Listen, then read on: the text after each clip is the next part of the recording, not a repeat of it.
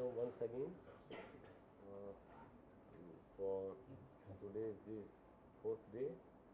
So tomorrow we'll have a industrial lecture, and if possible the first half only we can, if some of you are leaving, first half also we can do the valedictory, otherwise after lunch you have to come, because let us see how Asit is taking, because we have to visit some of the facilities also. You people, those are from outsider, they want to visit, so same time you can also follow us. So after the Asit lecture we'll visit our environmental science and school, some of the facilities.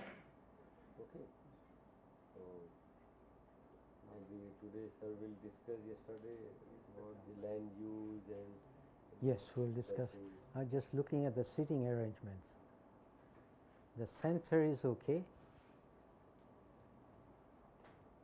Big gap here on the right hand side. Nobody wants to come in the front.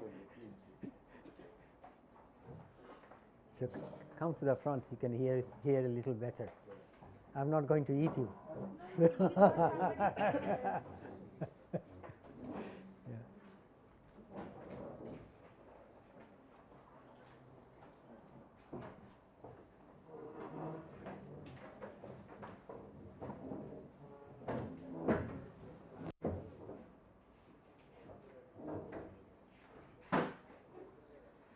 So we'll continue with our water people were absent yesterday evening class. water people. Our own school water resources people. Uh-huh. I'm watching everybody, this is the last time I have said once again,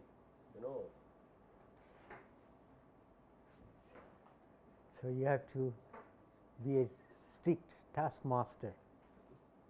This is for their own, sir, own their, own profit. If somebody will not understand, You can't do anything.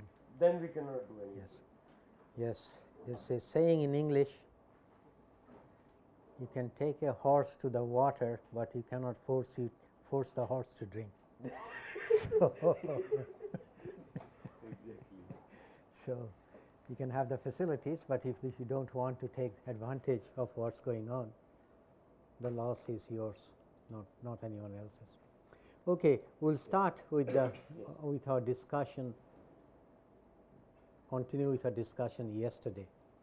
Now, some of you still had some questions, but I'll come back to land use. Just remind me before I forget. So who are the people who still had some questions? This is the time.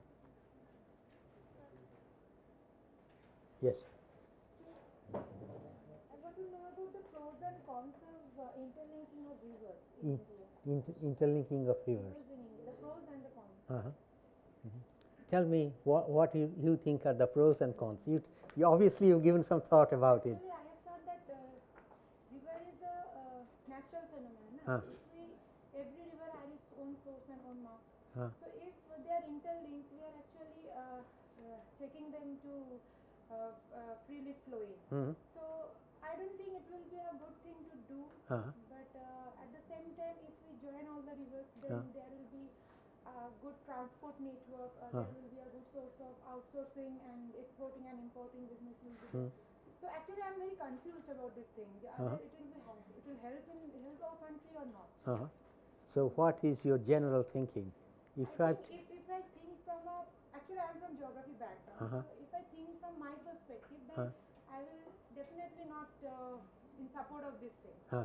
If I think from a perspective of a business person or entrepreneur, then I will think that it will increase my business or something like that. Okay. So there are several conflicts. Actually, I'm going through this book also, the papers where there are several things are there about the policies which are made. So I'd like to, if you show some light on this topic. Okay, I'll give you my views. Who has any ideas about the river linking? This is your, whatever, tell me. This is an interactive class, so I want to know who. If not, I'll pick up somebody at random. So, yes. One project which is initiated and is completed in Uh, Godavari and Krishna linking and mhm. but this much already Uh, in your view, is it good? Has it been good or bad? Because she's asking whether it's good or bad. Okay. Actually, I don't know. No, you don't know, but you're asking, is it good or bad? So this interlinking, has it been? depends on the object of why you are linking over there. Uh-huh. During the monsoon season and Godavari has a full of water, at the same time Krishna doesn't have. And during the non-monsoon season, Krishna has a lot of water. In the same time, Godavari has a silt level water.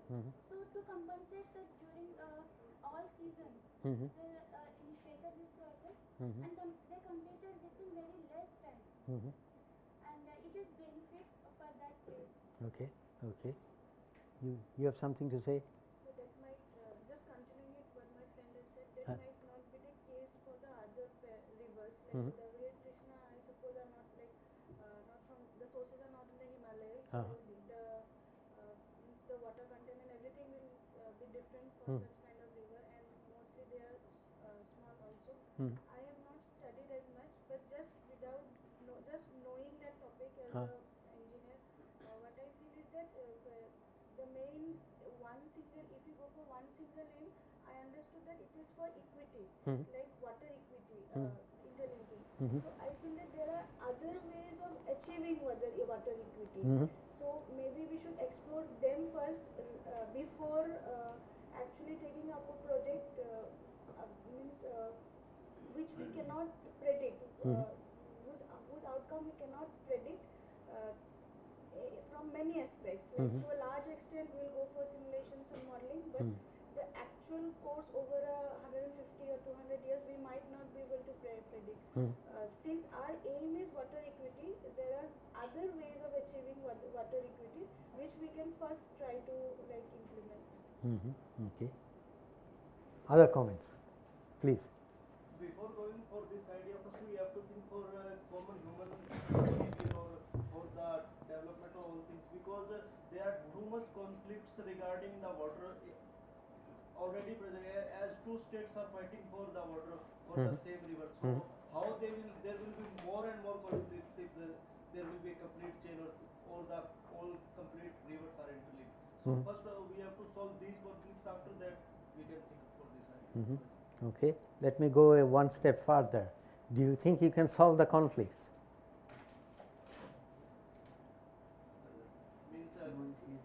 The Krishna and Godavari has been going on for 100 years, 100 years. No, Kaveri is going for 100 years. I'm sorry. They haven't done very much yet. So how long can you afford to wait? I'm just asking. So same thing, because no one gets satisfied for the results, then they move to further courts and courts, because first High Court give some results and decision, after that they move to Supreme Court, and the same situation. Or next political party comes, they think they will say that for Haryana, Punjab, same thing. Punjab they saying that, for Haryana they are saying that most of the water goes to Delhi, and same Punjab, the election, the main motive of election is same. This is that if we come in the rule, if we are going to rule, then we will don't give water to this. Okay. You were saying something?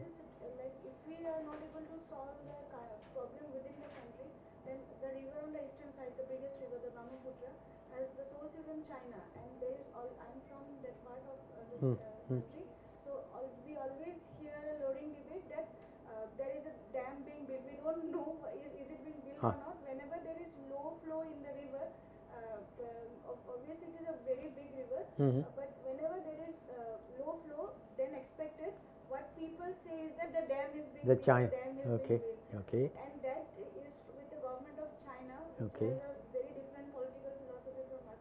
So those are more like difficult. Like, even if we take the best our engineering assumptions, tomorrow the situation may be different due to some natural cause or some man-made cause in the upper stretch of the river.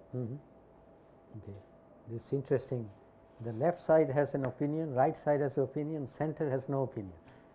A river is in a state doesn't mean it belongs to that state only. We should nationalize all the rivers. Means anybody have equal to use the British rivers. Okay. I sympathize with you. The idea is good. Anyone in the center?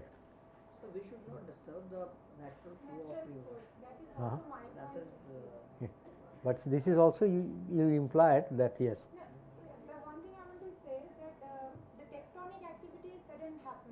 Uh-huh. So if I am going only for planning, if we are going for architecture, we are going for urbanization, we are going for development, but sudden tectonic activity will be there, then what will happen? That will have an adverse effect on the people. So we have to think from that perspective also. We are just building everything and we are just connecting, we are just planning and plotting. It will not actually is not good for long run. The sudden what happened in Nepal, what happened in Uttarakhand, sudden kind of natural calamities and extremes were there. So in that case, what will we do? That will be also in our plan. That should be included in our plans also. Okay.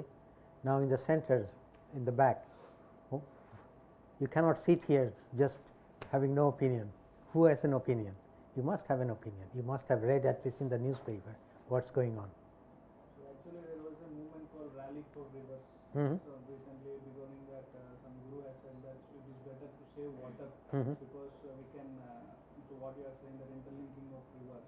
I said by interlinking of rivers we can save water. The basic purpose is for interlink is to save water for future use, because as we are we are predicting that we will lose water or we will have a scarcity of water. So in order to save the water, the idea of interlinking has come actually. So Rally for River, there was a movement that for all over the India, so there was a rally for there was a movement for Rally for Rivers. Please come on and create an awareness among the people so that the rivers are not for any particular state. So rivers are not for any particular only single state. Okay, so there are rivers, every river in India is that can be used for every state. So what the 29 states we are having, so every state has to be used the water along its course. So what are the states the river is flowing? So every state has to occupy its share, and I think that all the government, I mean all the 29 state people has come to one platform and decide that so there is an equal distribution of water in all states. So we are saying about Kaveri, so the Karnataka and Tamil Nadu are fighting for that. Okay, so they has to come on a one platform that so that government has to initiate. So what I'm thinking, which government should initiate? Indian government. Indian government. Yes. Indian government should bring all the states aside of political issues or aside of political what we call ideas. They have to come to unite, because our main aim is to save India. Our main aim is to save India. So that we have to create awareness. That Rally for Rivers main purpose of that movement was to create awareness among the people and among the government officials or politicians, whatever. So we have to, the government has to realize, so that's, they have to realize the importance of water and the drinking of river. So that's my opinion actually. So that government officials should be clear. They should have a clear idea. So about the future. So they are thinking about the 5 years or the next 5 years, but it's not the matter. So they have to go for future purpose. So all the 29 states has to come on one platform. Okay, let me go a little bit further what you said.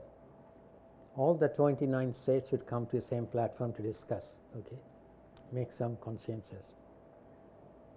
Supposing by a miracle we get the 29 states to come, all the chief ministers come and sit down and discuss. Guess what will happen? Will they agree what is good for India, or will they think of what is good for the state, or will they think of what is most politically convenient for each chief minister to play for the public? Depending on their own personal interests, they'll think about their state or they'll think about that is the problem. No one is thinking for the country. Everyone, all the chief ministers are thinking of what is good for only their state, and basically they are all thinking of whether they will be elected the next time. That is the top of the priority, and this is one of the biggest problems. Assuming you bring the 29 chief ministers from all the states together, to what extent they will go by the party line? All the chief ministers belonging to BJP will probably follow one line. The ones that belong to Congress will probably follow another line. They have to be different. all the regional ones, they will have their own ideas. The question in India is how to get them all together and sing a common tune. I am not optimistic. Believe me, I would like to be optimistic, but I am not very optimistic. So, now your question is a fundamental one, linking of the river. If you look at superficially, it's very attractive. Some parts of India is having floods, some part is having droughts. Okay? So, if we draw some lines, connect the two together, take the flood water to the drought area, problem solved, simple. Okay? Now, interlinking of river is not a new idea. First time I heard was actually when I was a student in Kharagpur in 1950s. That's when it started. So, it's now 60, 70 years old. It was then called the Garland Canal. Yes. So, it was like a garland. So, it was called and one of the early water ministers, I think the only water minister who was of India who was actually a technical person is Dr. K. L. Rao. He was very keen on this idea of interlinking of river. Now, my view is, one is a practical view, one is a realistic view.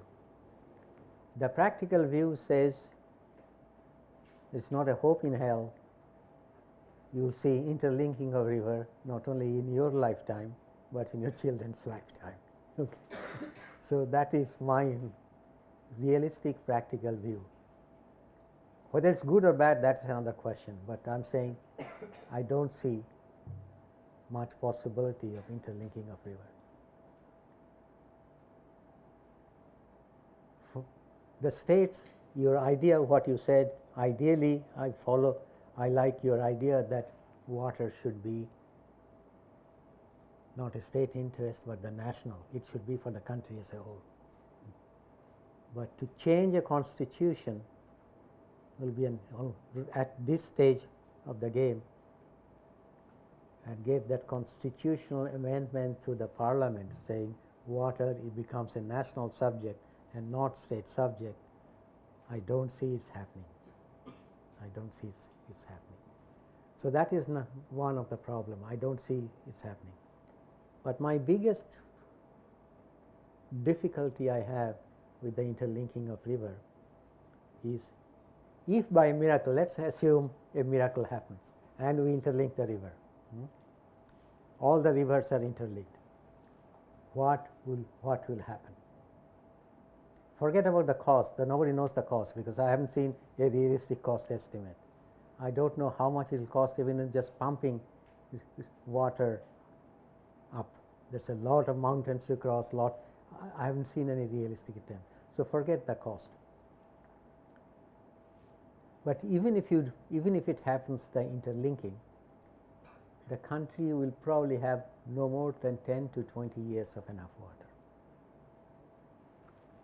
All the water, whatever the excess water from flood to drought you bring, probably 10, 15 years it might suffice. Then back to the status quo. So, the only solution and the real solution in my view India should look for. If I was the Prime Minister of India, I wouldn't go for the interlinking of river for a variety of reasons. Cost will be enormous, the benefit will be minimal. Superficially it looks very attractive. Second, environmental cost will be tremendous, environmental social cost will be tremendous. All the ecosystems, aquatic ecosystem will be mixed up. Okay. Whatever the Indian government does the costing, the real cost, my guess, will be at least whatever the cost that is on the paper right now, multiply it by 10 times. Okay. So, the cost is high, but it will cost you at least 10 times more. And I give you one example. China has been doing the same thing. They have excess water in the south, big cities are on the north.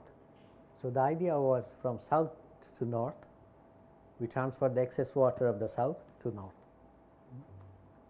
And that was my first interaction with China. In 1983, that time Deng Xiaoping was in charge of China, and he invited me to come to China to take a look at the south to north water transfer. I looked at it.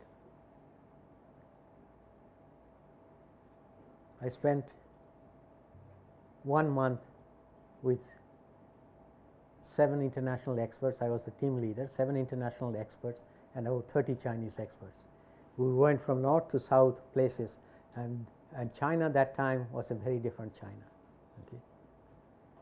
Not like now. Parts of China have been completely closed to any foreigners. Okay? So in my team, which Mr. Deng Xiaoping gave me the freedom to choose my own team member, I had 1 African, 3 white people from Europe and US, 1 Japanese, myself, and believe it or not, the first time we went to interior, and that time you could not go to the interior of China without special authorization from the Secretary General. But that was not a problem because Mr. Deng Xiaoping invited us. Nobody knew we were coming. But news got around in the towns and the cities. There are some very strange looking people are in town. Very strange looking people, like so. Huh? Not like that. Very strange. I don't know what they thought, but very strange people. And the hotel we were staying in one of the towns, about 10 to 15,000 people came to see what these strange looking people look like, as if like a zoo. So the police had to close the main road, and you had to have a very good reason to come to the direction of our hotel. It was incredible. They hadn't seen any black people before. They hadn't seen any white people before. They hadn't seen any Japanese before. And it is like going to a zoo. We're going to see some new animals. Okay. So that was China in 1983. Now, of course, they have seen everybody and his uncle, so they know what a black people looks like, what a brown people looks like, what a white people looks like. Now we are not a novelty. Anyway, we went to see them. The price at that time was they said the cost will be $9 billion of the south to north. We did some calculations, and at the end of the day, I had a meeting, one-to-one meeting with Deng Xiaoping, and he asked me, "What do you think?" He said, "We need the water. Water has become a constraint to development. Tell me frankly, what do you think?" I told him, with all due respect, I would suggest you don't do it. You don't do it. He said, "Why?" I said, "Many reasons. First, I have done some back of the envelope calculation, not detail how much it will cost. Your people are saying it will cost $9 billion. I'm already at $29 billion, and I have not included many things. And the cost figures are given by the Chinese. So first thing I'm telling you is the cost will not be $9 billion, but several times that magnitude. How much I don't know, but it will be significantly more." But I said, that is not the issue. The main reason I think it won't do you any good, you'll spend a lot of money. You haven't done a serious environmental implications of the south to north water transfer. But I even assume that comes out acceptable to you. After spending so much money and making so much disruption, your GDP will go up because there's a lot of construction. That's not a point. But if you're thinking of water security, maximum it will give you water security for 10 to 15 years. 10 to 15 years. So you have, and then said, what should I do? I said, simplest but more difficult politically for you is manage demand. Manage demand. Why are people using so much water for agriculture? Why so much water for industry? And I told him, I can sit down with you with the back of envelope and can show you, you can say reduce your water consumption at least 40% within 3 to 4 years if you take some tough political decisions which will reduce your water demand very, very significantly. Okay? And then he gave me a lecture. He said, you are an academic, okay? You are saying what is best for the country. I have to run the country. There's a tremendous pressure on me to go ahead with the south to north transfer. And one thing he said completely surprised me, and it may surprise you as well even now. He said, you may think China is a hierarchical country. You know, the boss at the, it's not a democratic country like India. The boss at the top makes the decision and everybody follows. So if Deng Xiaoping says we are going ahead, everybody will, or we are not going ahead, everybody will follow. He said, that's not how China works. The rich provinces, as you said, the interlinking is already happening in the south. That's what he said. The rich provinces would not wait for us to tell what they want, make a decision. They will go ahead with their interlinking. So do you not think then it is better for us to go with the interlinking which we could control and manage rather than do in an ad hoc manner? The rich provinces make some interlinking, the poor provinces don't, and it will be a mess. So he said, I agree with you that ideally, in an ideal world, we shouldn't do it. We should go for demand management. But in a real political world in which he has to live in, we all have to live in, he has no option but to go ahead with the south-north water transfer. And let me also say a few things that how the world changes. In 1983, when I went and took a look at it, they were taking water from what in English we call Yangtze, okay? What is interesting is, I found out if you go to China and if you say Yangtze, nobody knows which river you are talking about. So when they are talking about water they are going to bring from this big river, what they call Changjiang. Basically, Changjiang means long river. Chang means long, Jiang means river, long river. And they told me, you cannot touch the water from the Yellow River. Yellow River was nearer, there's a lot of water, but we have to bring the water from Changjiang, not the Yellow River. And why? Because the sediment in Yellow River is so much that any structure you build gets completely sedimented within a very short period of time. In fact, one of the dams they built during this Mao's Cultural Revolution, in 2 years it got filled up. A big dam, 2 years. They completely, it was one of the major tributary of the Yellow River. So we are told you cannot touch the Yellow River even though that was near. But coming to the Yangtze, so I said, you are talking China has 2 major rivers. Now you are a student of geography. I said, when I was a student of geography, I was told 2 of the major rivers was one was Yangtze and the other is Huang He. Not Ho, He, Huang He. He means river also.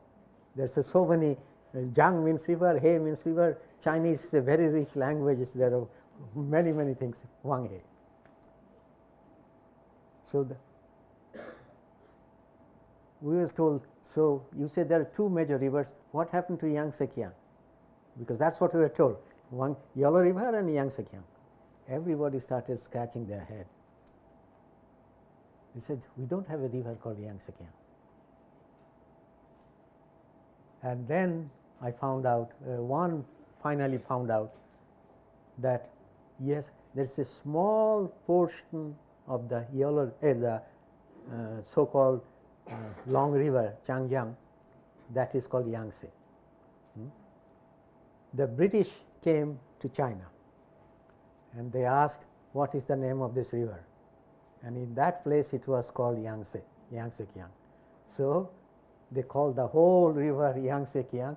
All the English books calls it Yangtze Kiang, but the Chinese don't know that river is called Yangtze Kiang. So that was first.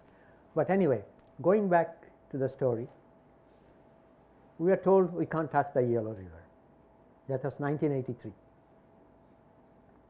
We are told, so when you take the water from this Changjiang and bring it to Beijing, Tianjin and Beijing to the north, the Yellow River is very, very, very wide.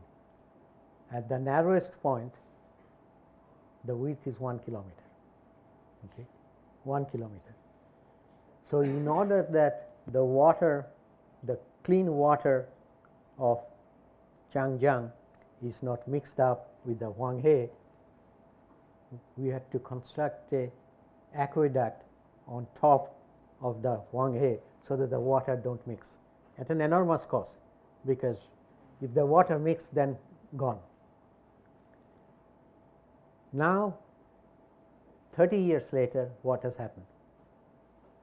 This is what I'm saying, the world is changing so fast for reasons we may know or we may not know, and nobody expected. 2 years ago, I now advise the Chinese government. I spend 1 month each year in China. In fact, week after next, we'll be going to China for a month.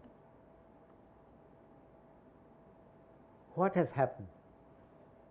We talked about, in the class, we talked about the urbanization and industrialization. China is also seeing urbanization and industrialization. What has happened is really amazing. No Chinese, no foreigners, nobody, none of us expected. Because of industrialization, people from the lowest plateau, where there are a lot of farmers and from which the sediment on the Yellow River comes, they moved to the urban areas because they could get a better standard of living. So the farmers from the lowest plateau disappeared.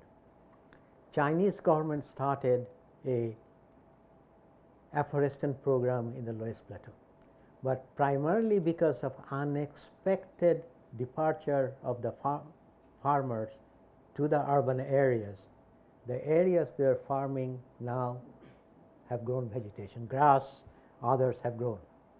Soil erosion from that area is virtually negligible. So Huanghe, which was not touchable in the 1980s, now is a clean river. It's not yellow anymore. The Chinese are now building whole bunch of dams on the Huanghe and its tributaries, which would have been unheard of 30 years ago. Okay? Now, the question is this, one of the things you have to remember. The world is changing so fast, it's very hard to figure out what will be the situation 10, 15, 20 years from now. Nobody in the 1980 could have predicted that the Huanghe's sediment load will be so little that it has become a normal river. Normal river. Not because of water planners or anybody did, completely unexpected, unintended consequences, mostly urbanization. So one of the things in the first lecture I mentioned, we have to think from a broader perspective, not only engineering perspective. So no urban scientist, no urbanologist predicted that this will be the case in 30 years' time. Okay? So, in the water field, we take it for assume that some things are given. No, things are changing all the time. Okay. Now, we see reduction in sediment load of Huang He has had lot of good things, because lowest plateau there is less sediment coming to the river. The river could be used for hydropower primarily. They are building a whole bunch of dams primarily for hydropower on the river and the tributaries, but it has created a major problem for Shanghai. When all those sediments were coming, the delta was increasing each year in the late 80s, 20 square kilometer a year. Just you have done work on the Chor and the others, but you have to see the scale of the increase in delta of the Huang He. 20 square kilometers each year it was expanding. Now the sediment is not coming, the delta is eroding fast. So Shanghai now has a big problem. The land that was created because of sedimentation, constantly coming sedimentation, now that land is going back to the sea because of erosion. So these are the problems. When we play with nature, we don't understand the consequences. We don't understand the consequences, unintended consequences of urbanizations. We have just written a paper which I have sent it to Science on how all of us, the Chinese and the foreigners who work in China, completely misunderstood some of the impacts of the urbanization process, especially in terms of Huang He. Completely changed. No water engineer at that time, and we spoke with the best ones that are available in China, told us this is possible. So it is, the world is changing fast and changing from a variety of reasons which has an impact on water. Yesterday I was talking about, we are all talking, when you talk about the interlinking of water, main reason we need is for water and industry, agriculture and industry. Okay? Agriculture is the major user of water, industrial water needs in going up remarkably. But we have to ask, the type of questions we ask, we have to change it completely. Can you increase India's food production even if you had excess water? As let us assume we connected all this river, interlinking of river. As we have noted, India's population will go up to 1.76 billion by 2050. That's the best estimate available from the UN. It might be 1.7, it might be 1.85, but we are talking 1.76 billion. That is a fact. That is, India's population will increase. How much, you might argue, but it will increase significantly. Fact number 2, the number of middle class in India is exploding. Okay? The dietary requirements of the middle class are changing completely. So you need more protein, either through meat, or if you are a vegetarian, through milk-based product, milk, soybean. If you look at simple things like India's consumption of ice cream is going up exponentially. Milk product going up exponentially. Now, if you produce milk, you need more water. Milk needs much more water than you to grow wheat or some of the cereals, much more water. If you go not only for the cows, if you chicken, any form of meat needs tremendous amount of water. So we see a revolution in the water, foresee a revolution in water requirement because of the high protein requirement of the Indian middle class. Okay? So simply because dietary changes, even the existing population 20 years from now, our diets will be very different, or average. So that will need more water. But does India has more water for agriculture even if we do the interlinking? Does India has more land on which to do agriculture? Because just water is not enough. You have to have land. Okay? The best estimates say no. We don't have very much land. Maximum you can increase by 8 to 10%.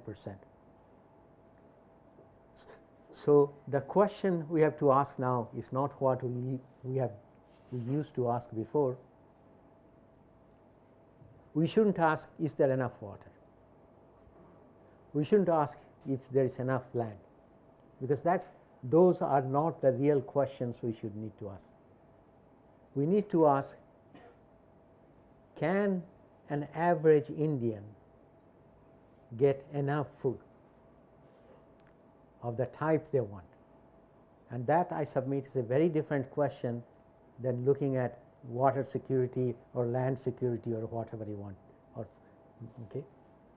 Now, if you ask, can we do that? Can we feed Indians 1.75 or 77 billion Indian in 2050 with the land available, water available? My answer is yes. My answer is yes, but we have to look it in a different perspective. Don't look at do you have enough water, because for sure we don't have enough water even if you do the interlinking of river. So only way agricultural water demand could be reduced in India significantly is by looking at how we are handling our food product. How we are handling our food product.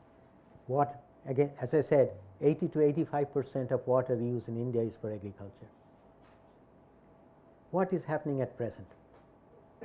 According to ICAR, Indian Council of Agricultural Research, okay,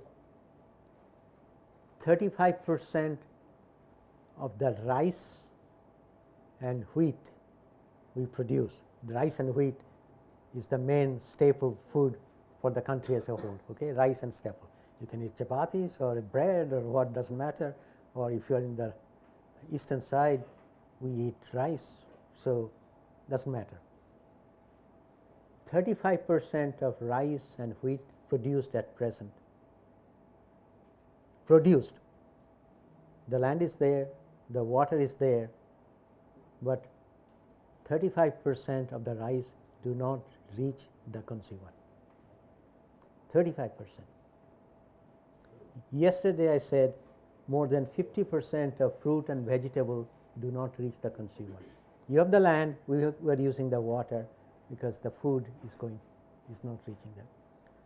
So one way to look at it is, can we reduce, which we have not looked in the past, can we reduce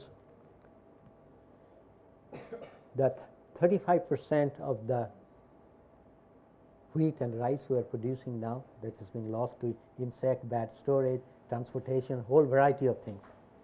Can we reduce it to 10%? Okay. In the West, it can be done.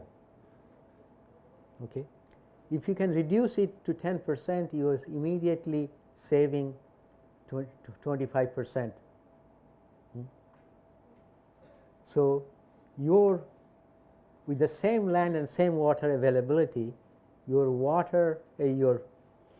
wheat and the rice availability, if you do the calculation, increases by 50%. Okay. So we have to start looking at all these problems from a different way. Do you have enough land and water? No, we don't have enough land and water under the best conditions. So how do we satisfy our people? One, reduce the food losses. The things we have not, in water people we have not looked into is this.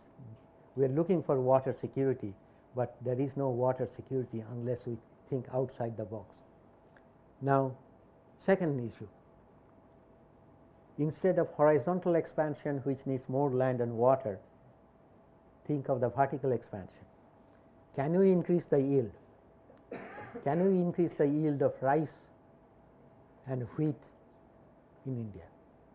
Okay.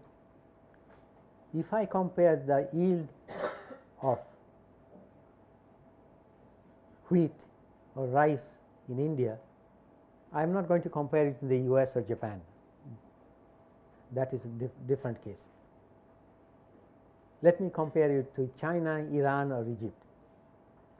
China's yield in almost in all agricultural products is 80 to 100% more than India.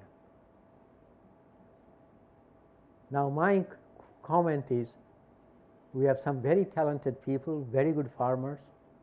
We need to think about, if the Chinese can do it, why can't we do it? Okay? If we look at the rice yield in Iran, in spite of all the things that are happening in Iran, it is 60 to 70% more than the average rice yield of India. Egypt, another developing country, small rice by Egyptian standard, not a big area for rice production, only in the Nile Delta they grow rice. The rice yield in Egypt is 80% more than per hectare, is 80% more than India. So what we need to do is to start thinking how we can solve the problem, but not by taking more water, more land, which we do not have. So the thesis I'm giving, but nobody is listening in India, I'm telling to the chief ministers and the prime ministers, not only Mr. Manmohan Singh, but the current and we need to start thinking in a different way. If you are going to solve our food problem, nutrition problem, aspiration of the average Indian, only way is if we start looking in a completely different context. If you look in a different way than the past we have done, there is enough water, enough land. But if we are going as just the incremental way as before, there is not enough land, enough water, even if we do the interlinking of river. So the reason I am not for interlinking of river, for many reasons, that will be spending an enormous amount of money, and it will take at least 30 years, if you are lucky, 30 years to get it done. And 30 years the Indian population will be much higher, and the question will be, we still would not have the results. But if you can increase the yield, if you can reduce the food wastage, much of the land water constraint can be solved. So what I am saying, the thought I would like to leave with you, you are some of the bright youngsters of the country. Start thinking outside the box. As Mrs. Gandhi told me, she is not interested in water, she is not interested in energy, but she is interested in how do we increase the lifestyle of the people, how do we increase how do we decrease poverty, how do we increase the standard of living. So we have to start thinking about how do we make sure people have enough good food of the quality they need, and when they need it, given the land and water constraints. Land you are not going to create, okay. Water you might be able to do quite a bit, but land you won't be able to create. So that is the question. And if you look at what the urbanization is happening, if I look when I was in Kharagpur and now, when I went during the weekend from the hostel to Kharagpur, the couple of miles or 3 miles, I don't know how much now, 3 miles or whatever it is, we used to go by bike. We were lucky to see 3 to 4 bicyclists on the road the whole time. Now, when I come by car, it's by the time we leave the highway to come here to IIT campus, it takes minimum 1 hour because of the traffic jam. Land around it I see which are completely empty, now completely an agricultural land, now have all taken urbanization.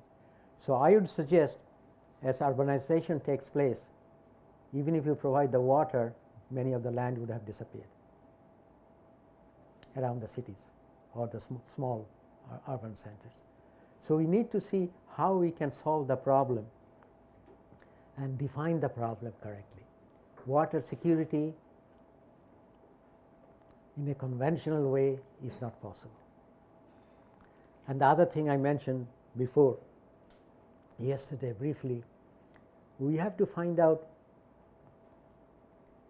how could we get our farmers to use the best and affordable technology available so that they increase their food production. Okay. If they increase their food production, they will not only have good nutrition, but also they will have better income. Okay. Yes. So why Indian government is not taking any initiative to control the population? Why? Just like a China. The problem is, if you control the population, there is a real problem. If you control the population, there is a short-term 20-30 years benefit, then problem. The Chinese government is now extremely worried that they won't have enough young people, in the future, the problem. Right now,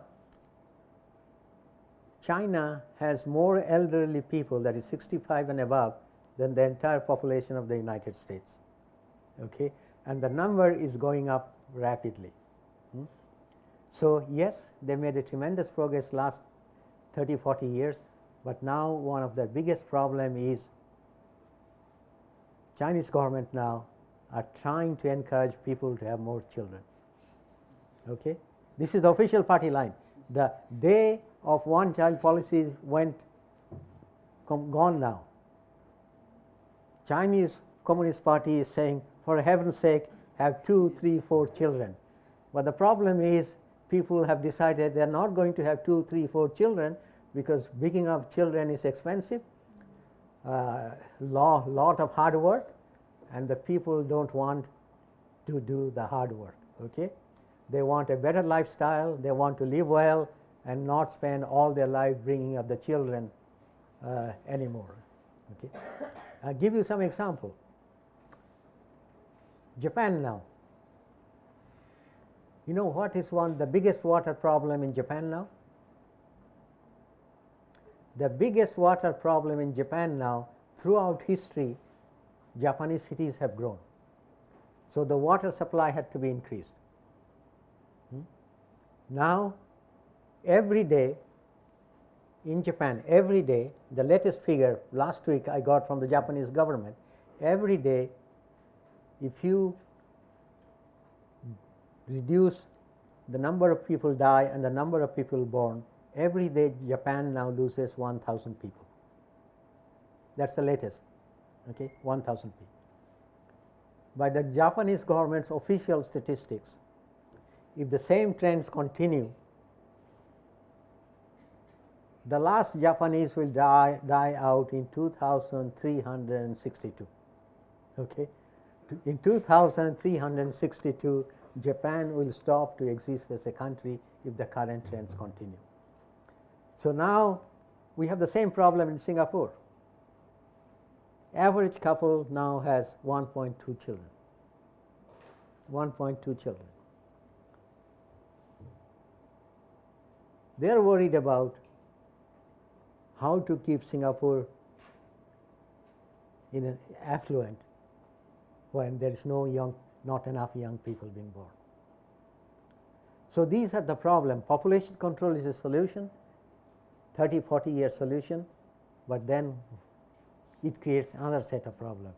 You have something? Yeah, actually, sir, I just want to talk about the domestic outfall. That are actually mixing into the river without treatment, and people living around these outfall, those who don't have plenty of drinking water, they use it for washing, bathing, and for every purposes. So how to make them understand what is sustainable development? They don't get the drinking water properly. They only use that water that is used coliform. They don't know what is coliform. They don't know heavy metal. So how to make them think in a sustainable way? If I knew the answer to your question, to be quite honest, I should get 2 Nobel Prizes, not 1, but 2 Nobel Prizes.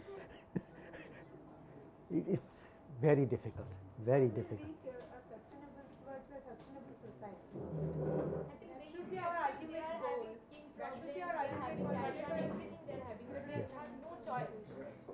So that is the problem. There is no substitute. So as engineers, it's your job to get a substitute, and they'll start using it. It's very difficult to get people. We are all, for example, we talk about our public participation. Ask people what they want. There's a lot of talk, stakeholders' participations everywhere, in water projects everywhere. Say and yesterday somebody said in environmental impact assessment, we do stakeholder participation, blah, blah, blah. I have a different take. The world is changing so fast, even the experts do not know how the world will look like in 10 years' time. In 10 years' time, we don't know. Honestly, nobody really knows how the world will look like in 10 years' time. And these are the best brains available in the world.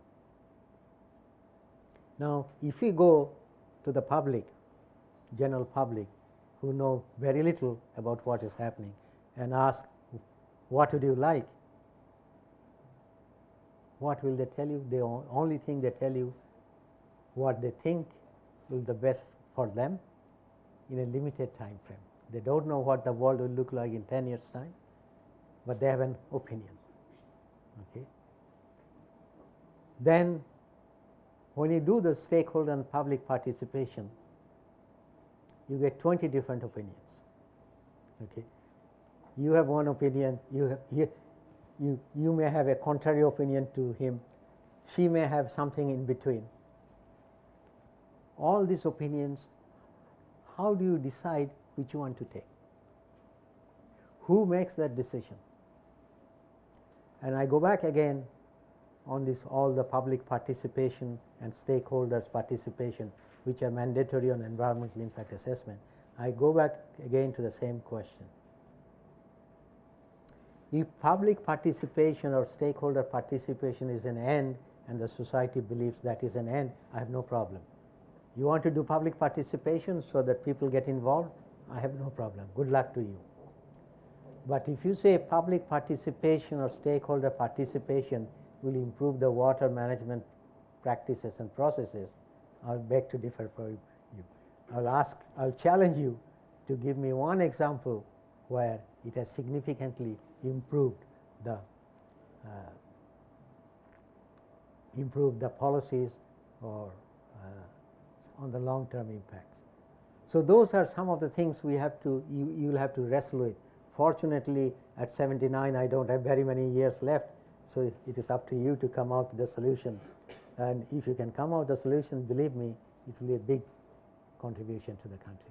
But those are some very serious questions for which we really don't have any answers. How do you make a society sustainable? Yes?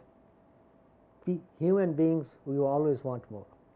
I have several friends whom I advise, they are multi-billionaires. Okay? You think if somebody has $1 billion, they have a cozy lifestyle, not worry about it. But I have found out that all my billionaire friends are more worried than I am. Okay? More worried than I am because they don't think rationally. They have $1 billion, they're multi-billionaires, they have more than $1 billion, they want more money.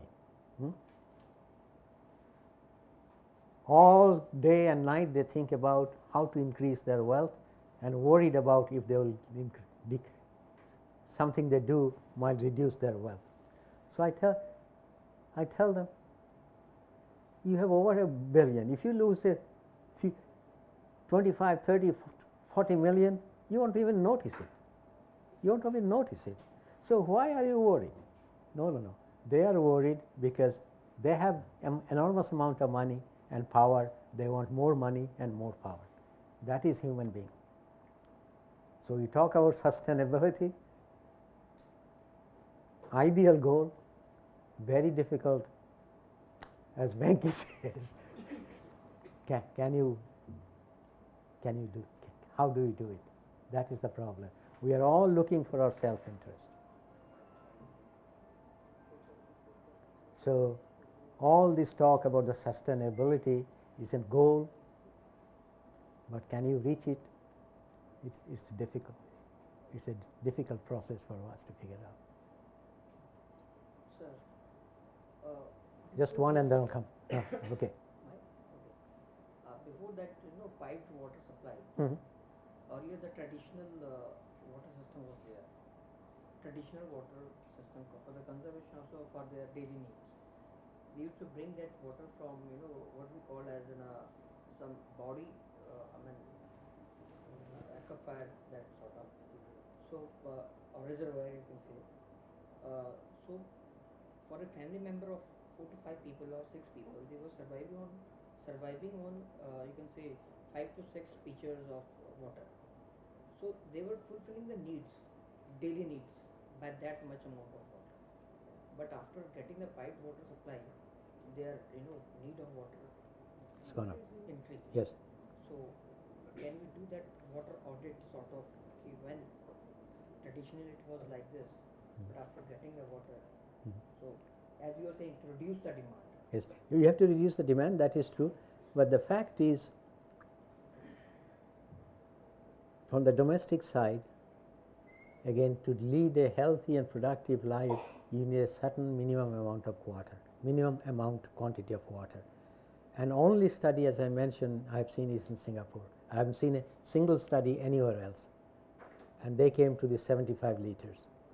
So if you provide water supply, my guess is, in order to ensure they have a healthy and productive life, you have to provide them somewhere between 70 to 80 liters per capita per day.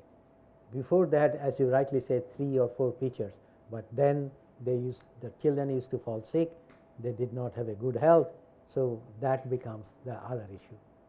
So yes, if you provide piped water supply, the demand will go up, but it should not go up beyond 75 to 80 liters per capita per day. So what I am saying is, for our urban cities now, Delhi, which is using about 220 liters per capita per day, through economic instruments, through awareness, let's try to bring it down to 100. If you bring it down to Delhi's water requirement to 100, just think, do the calculations, I have another, from 220 to 100. Reduce the losses in Delhi from 40% to what is doing in Phnom Penh. I'm not saying go to Tokyo, Phnom Penh. Phnom Penh is 7%, 40 to 7. Reduce the losses from 40 to 7%. Do the maths and see how many more people, how many million more people you can provide water with the existing water supply of Delhi. So that when I say demand management, I'm not saying go back to that 5 or 10 pitchers, but we still provide them for good style of living, healthy living, but not beyond that. As you said, I think resources are enough for India. I think it is on the distribution basis we are lacking. Distribution basis, and what is more important, policy basis.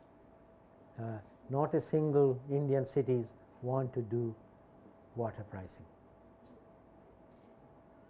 Proper water pricing, not only for a domestic, for industry, forget agriculture, domestic, industrial.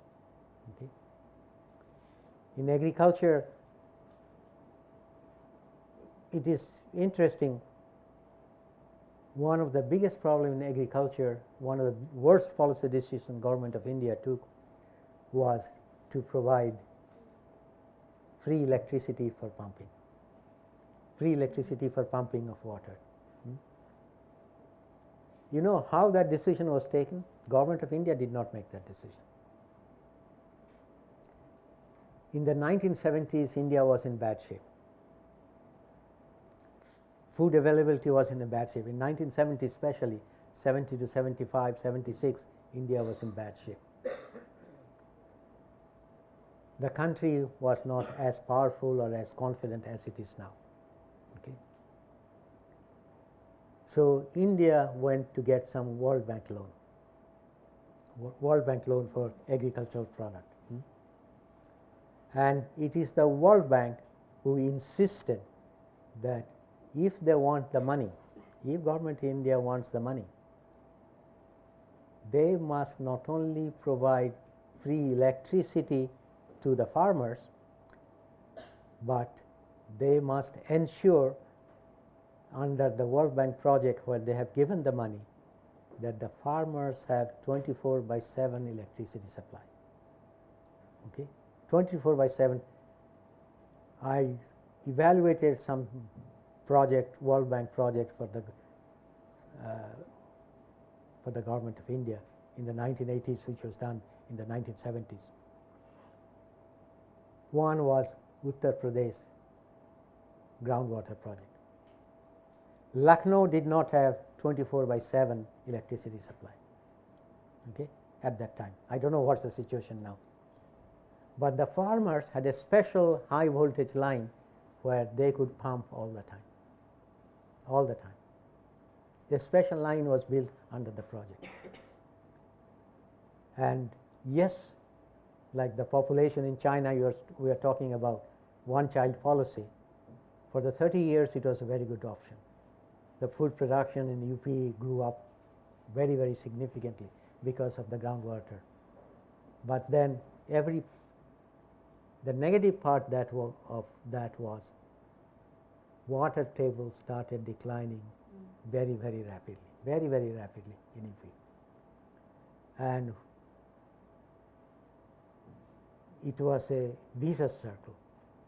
Water products drops, you need a bigger pump, deeper pump.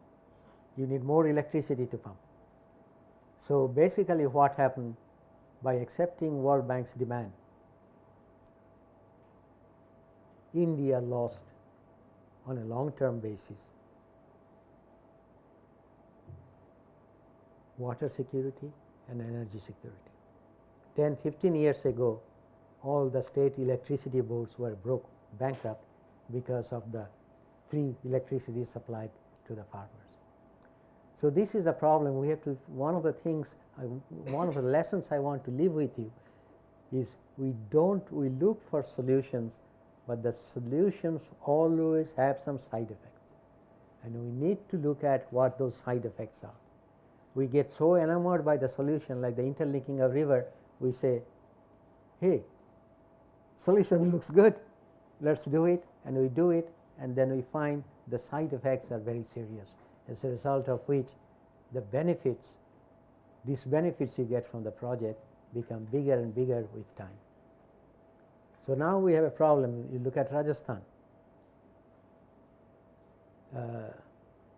One of my friends is a farmer, and he says every 4 to 5 years he has to buy a new pump, higher pump, because the ground level has gone down so much that he does not. Now he has to have 2 pumps. So those are the problems we are facing, that when you develop a policy, you have to think about what are the impacts of that policy to the best that possible. What are the collateral damage that might happen because of the policy. And that is one of the things, not only in India, we are not doing anywhere very well. We look for engineering solutions, yes. Now, as the pumping, I said, it was a good solution for the first 20, 30 years. Now the same World Bank is criticizing India heavily. Your policy is very wrong. Why are you providing water to the farmers free? And I tell the World Bank people, you have a very short memory. Unfortunately, our Indian bureaucrats also have a short memory. None of them realize that in the 1970s, they adopted that policy at the insistence of the World Bank, because India at that time did not have enough money. So they needed the money. There's no other choice. It's not like India is prosperous now. Then they didn't have the money. And the bank said, if you give the money, you have to do this. If you don't do this, no money. And the same bank now comes and says, your policy is wrong. And I'm telling our bureaucrats, you tell the bank to get lost, saying you are the one who forced us to take this policy without thinking what are the implications. So what was the interest of, or rather what was the motivation of World Bank to pursue this kind of a policy? Motivation was very simple, not the right one.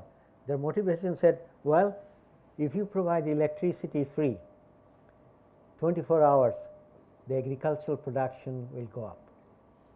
That was the only motivation, the food production, because in the 1970s food was a big problem. PL 480, we are getting a lot of food from US on PL 480. If you look at the 1970s, we were in a very different situation, and that was their saying that we increase the food production, you increase the agricultural production, and this is the only way. But they never thought the collateral damage this will do on a long-term basis. So these are the problems. In some of the problems we may solve the problem for a period of time, but then they create whole series of other problems. Okay, you had a question somewhere there. Okay. Sir, as water purifier become an integral part of our hometown. So, sir, for 1 glass of pure water, the waste pipeline of each and RO goes 1 glass of wastewater. Sir, can we make any good use of that water? I don't see why you can't use it. Most of the households I notice, after RO, you said 50-50, my guess is right now you get 40% water, 60% 60% wasted, and that is thrown out, and nobody thinks about it because we don't pay for it. So if you are paying for it, you'll find some way to reuse it, because that water could be used for a whole variety of purposes. And the RO, ideally, my thesis is very different. Ideally, water should be priced. Ideally, the quality of water the municipalities supply you should be of such quality that you should be able to drink straight from the tap. If you have an individual system, quality control becomes very difficult. Okay? Only way we can control quality is if you have a centralized system and you have a good water supply system. So if you do the calculations, and I have done the calculation for Kolkata, but I don't know the town you come, because my sister lives in Kolkata, so I have her bill, so I did the calculation. If you do the calculation, you'll see the amount of money you are paying now for building an underground tank, connecting it to an overhead tank, putting in a pumping system to pump it to the overhead tank, then electricity you're spending each month to pump whenever you need the water. Then you put in your own water treatment system, RO or AquaGuard or carbon filter, doesn't matter. Those come from the private sector. Okay. Then the cleaning of the tanks. Compare how much you are paying. Nobody does that calculation. You do your home, how much is that? Then see, can the municipality provide you clean water at least at that cost? In Kolkata, I sat down the chief engineer, and our estimate is if the people are willing to pay that amount to the municipality, and the municipality did a system like many other cities, provided clean water to you, you as a consumer, as a household, would save at least 1/3 of the money. So you are actually paying more by being a mini utility than you would get from if you are willing to pay that amount to the municipality. But there are problems. I asked my sister, who lives in Kolkata, I said, look, if I can cut your water bill by 1/3, would you take the municipal water? Her reaction was very interesting. I think it will be the same probably for everybody else. He said,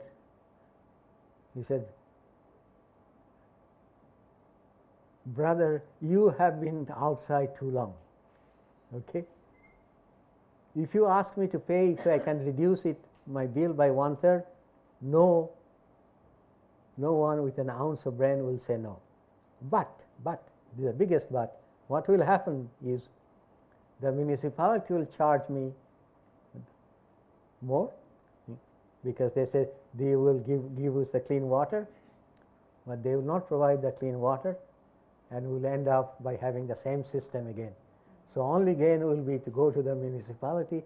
She has absolutely no trust in the municipality being able to provide water. Then absolutely no trust. And you are talking of the sustainability. That is the problem. How do I convince my sister, my own sister, elder sister? Okay, she is educated, she is knowledgeable, she is well read, but she does not trust the Calcutta municipality system.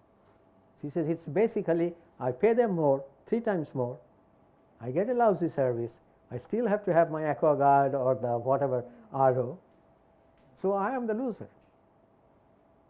So how do you convince people that municipality can give service, and how do you convince municipalities to provide the service?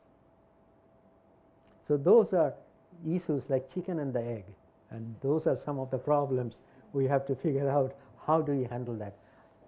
The way I have been suggesting, but no one in India has taken up, I have been suggesting the municipalities that they say start metering all the houses. Tell them that these are the situation. We will give you clean water, but the first 2 years you don't have to pay. You take a look at the performance. Are you getting clean water? So 2 years will show you are getting clean water. We'll measure you. We'll tell you how much your bill. But the first 2 years, the bill is for your purposes only. You see how much water you're using. If you had to pay, how much you'd be paying. Okay. Nobody wants. I have not. I talked with Ahmedabad. I talked in few other cities. No takers. Okay, you had asked a question, so we give. Who else has not asked a question? We want to be as equitable as possible. No, it doesn't mean you won't have a chance to. Anyone else who has not asked a question? You have asked many questions, so we'll come back to you. So that's not a problem. Okay, go ahead. Since nobody is. Sir, from our well discussion, it is now clear to us that we have to be aware to reduce the use of water and reduce the food wastage, and we have to manage both the water and wastewater as well as land. And my questions are that who can aware the people, and how can you aware the 4 category of people, like educated people, illiterate people, educated illiterate people, and illiterate educated people. Yes. There are 4 types of people now surviving in society. I am educated, but my attitude is like illiterate. Okay, then how can you aware him or her? What you're asking, as an engineer, I have to tell you, you have floored me. I don't have an answer. I have some answers, but I don't have answers.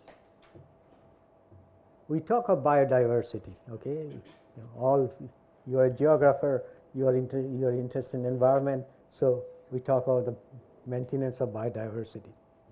My thesis is very simple. If you want to see biodiversity, see in the human beings.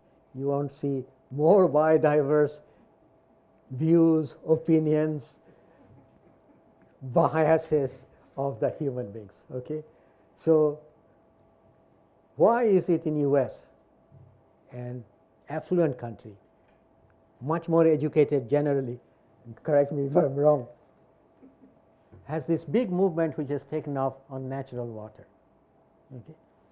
Tell me, why is an educated person think natural water picked from groundwater has not got any treatment is better for you? So that would probably count in your definition, educated, illiterate people. Illiterate people. But if you, I don't know. You would think they would have an ounce of brain and they will say, if it is not treated, the quality cannot be good.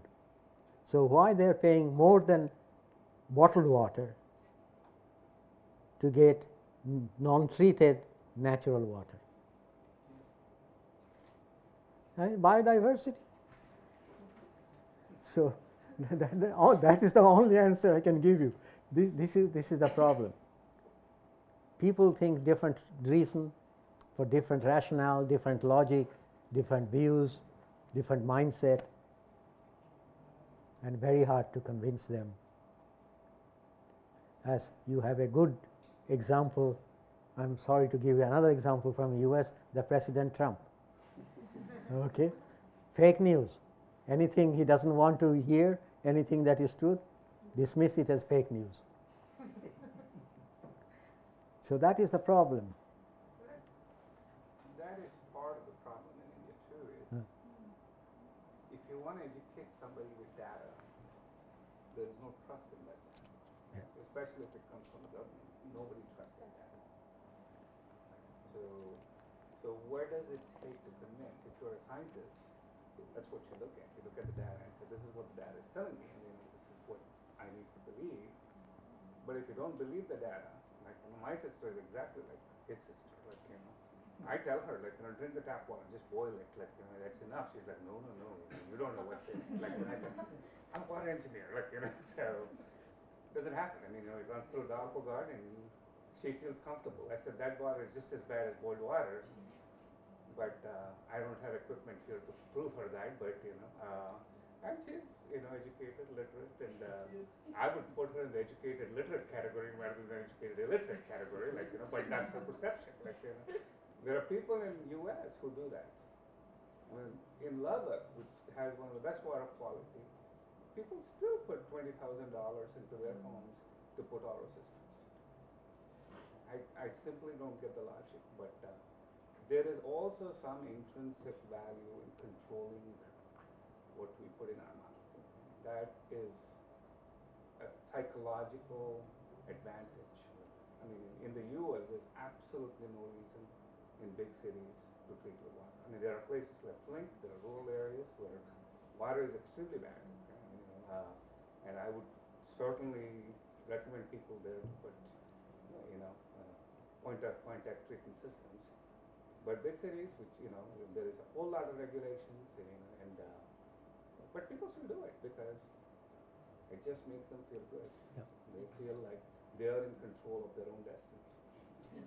And they also feel safe. Right, they feel safe. It's like I did something to take care of my health. Yes. Right?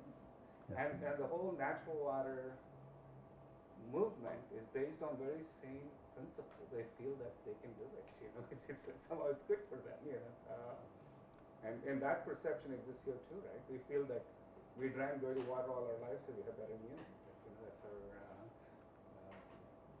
That's primarily what U.S. is trying to do in some ways by drinking untreated water. But so isn't RO water bad for health in a long run because it is demineralized to an extent that it strips off the minerals that we need, like which is the beneficial minerals? Right. So what is done at homes are low pressure ROs. So it doesn't strip off everything. Okay, but in a conventional RO system, like in the centralized RO system, the water is so corrosive that you have to actually blend it with other water before you put it in the pipeline and then move it. But what we have at households are low pressure. They don't really strip off. It doesn't make distilled water.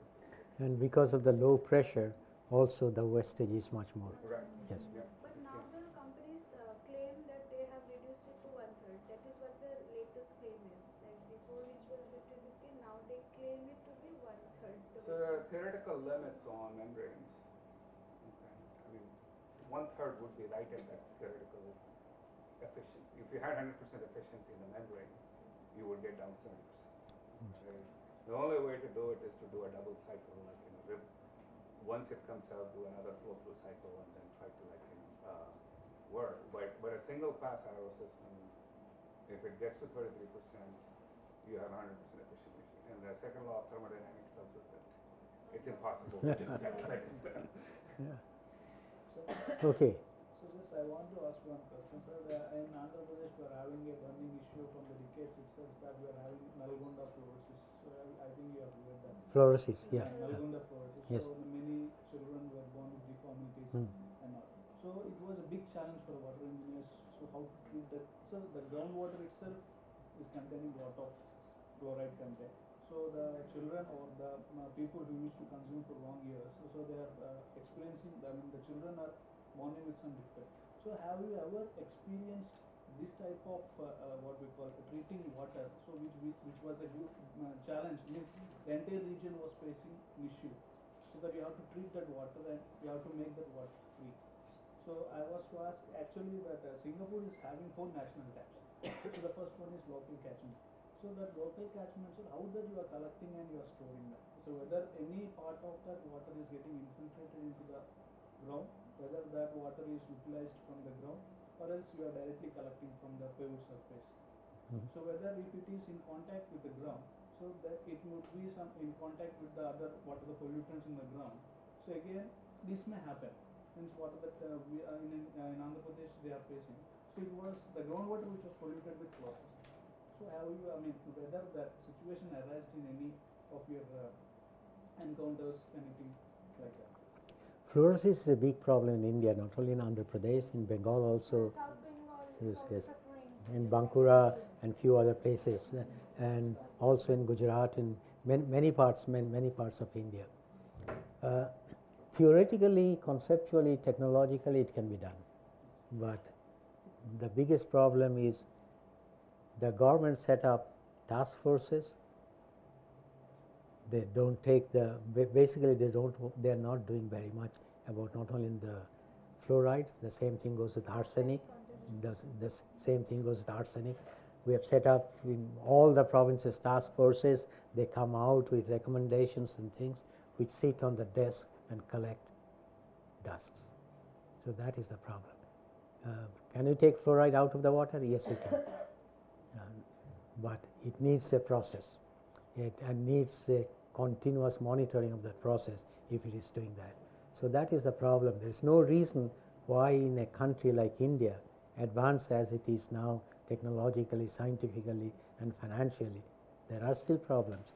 There is no reason why people should suffer from fluorosis. And fluorosis, believe me, is a very bad disease, very bad disease.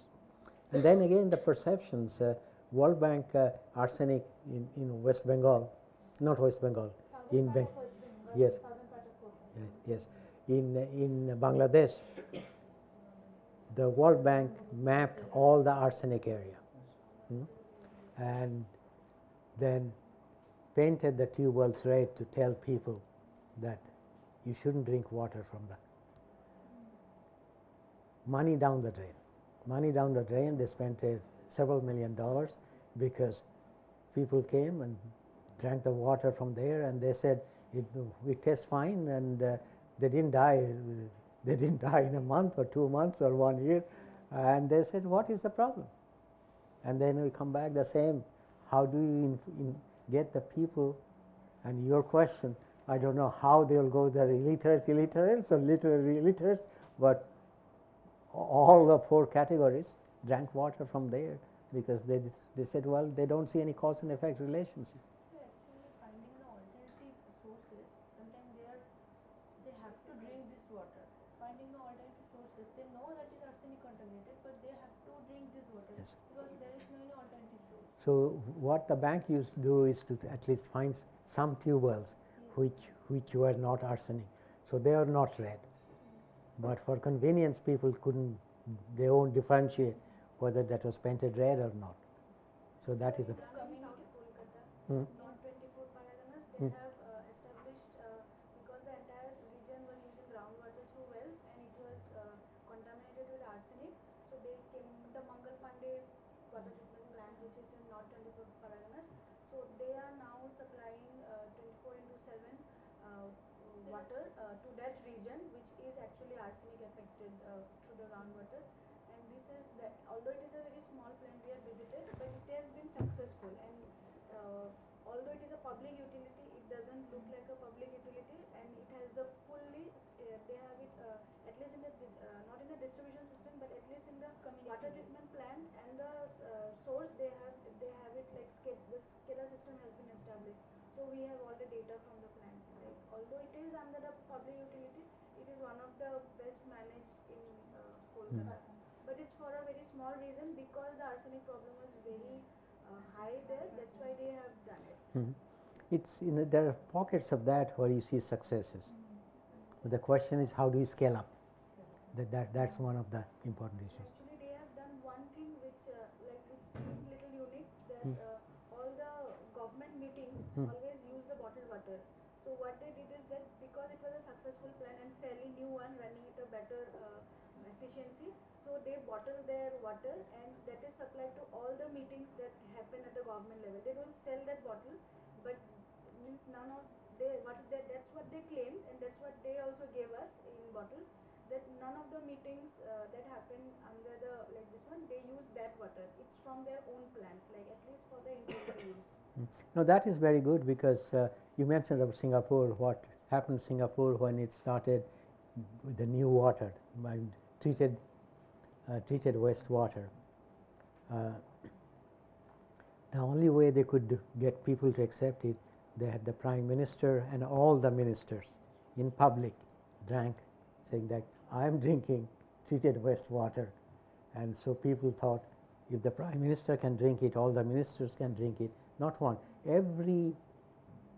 The Singapore's Independence Day is the 9th of August. Every Independence Day there's a big show. And all the Prime Ministers, ministers, and about 70 or 80,000 Singaporeans. And Singaporean is very efficient country. If you want to go to that show as a citizen or a visitor, you put your name, and then the computer automatically selects 60,000 people. And no favoritism. And all that, when you go to that for 3-hour show, each one gets one treated wastewater, new water bottle. And the Prime Minister to everybody else drinks that, and they see it on the television every time. And the thinking is, if the Prime Minister can drink it, ministers can drink it, big industrialists can drink it, it must be safe. So that is one way of they have got the perceptions. But you asked the question about the reservoirs locally. Basically what Singapore does is, all the water that falls, they have a special collection system. The rainwater collection system is separate from the sewer system. So all the rainwater that is collected all over Singapore, that goes first to a treatment plant, and then that is treated, and then that is pumped to the reservoir. So it's a mixture of surface water, groundwater, and these reservoirs are rather shallow, and they're not they're natural reservoir. So the water permeates to the ground as well. But that's how they do it. But you brought Singapore. I want to come back. Someone asked yesterday, how do you control sediments in Singapore River? I don't know who asked. The land use planning in Singapore is really fantastic. And the only reason it is possible, in the 1960s, or not 1960s, in the 1970s, Singapore government basically bought all the land, most of the land. So the government is the largest landholder in Singapore at the market prices. So they basically bought all the land. And they now have a land use plan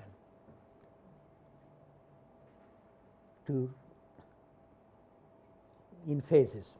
So there's a phase 1 development till 2040, next 2060, and it's very strict. If a building is not in the plan, that doesn't get built. The height of the building is specified. If you are a developer, you cannot decide that this building should be 40 stories or 60 stories. The planning will tell you that that building in that land will have that much stories. Now they have gone completely different way than any other city I've known. They have now mapped what they call virtual Singapore. Virtual Singapore. We talk about the models, but this is something almost like science fiction.